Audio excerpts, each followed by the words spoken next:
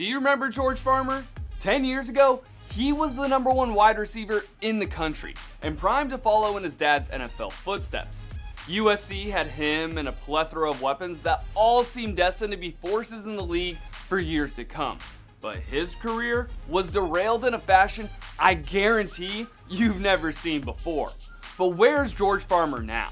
I'm Riley Winn, and I'm here to tell you just what happened to one of the best high school recruits of all time, George Farmer. George grew up in the LA area, and like I mentioned before, his dad played in the NFL for the Rams and Dolphins, so football was in his blood.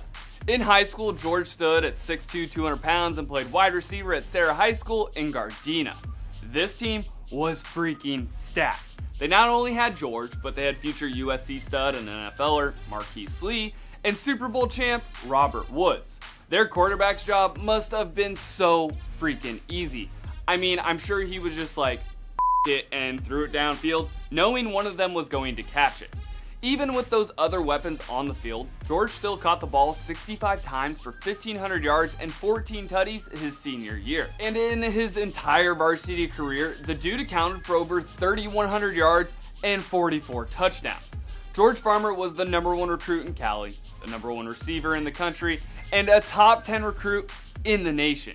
He had his bevy of offers, obviously, but he decided to stay close to home and go hang out with his high school buddies at USC. Robert and Marquise both found success with the Trojans, but George didn't really show out super well on the field.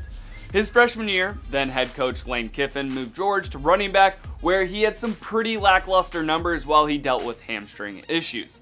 This would be just the beginning of George Farmer's bad luck. His sophomore year, George was just chilling in his backyard and was bitten on the arm by a brown recluse spider. Unfortunately, this isn't a Peter Parker situation. Brown recluse spider bites can sometimes be fatal because people don't notice the pain for a few weeks, and it often goes untreated. Thankfully for George, he got it taken care of, and doctors scraped his arm to get rid of all the poison. He made a full recovery, but the bite did set him back heading into the 2012 football season, where he would only have one catch. George's junior year, he tore both his ACL and MCL during practice, causing him to miss the whole season. In 2014, after his injury-riddled career so far, George Farmer found himself a role player spot with the team, hauling in 25 catches for 314 yards and 4 touchdowns. Things looked like they were starting to turn around for George, and if he came back to SC in 2015, he could improve his draft stock with more production. However, he decided to declare for the NFL draft after the 2014 season.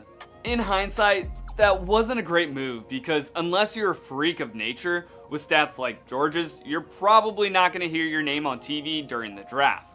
Despite his college production, he had good regional combine numbers and showed off some raw talent to scouts.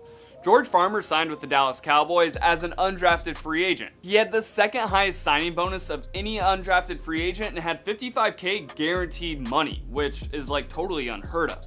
After a short time, the Cowboys released George and he was reunited with former Trojan head coach Pete Carroll in Seattle. They used his athleticism in a different way and moved George to defensive back. Then, for the next 2 years, George would perpetually get waived and re-signed by the Seahawks. George Farmer would play in a couple of real NFL games, but it definitely wasn't the type of career everyone thought he would have coming out of high school.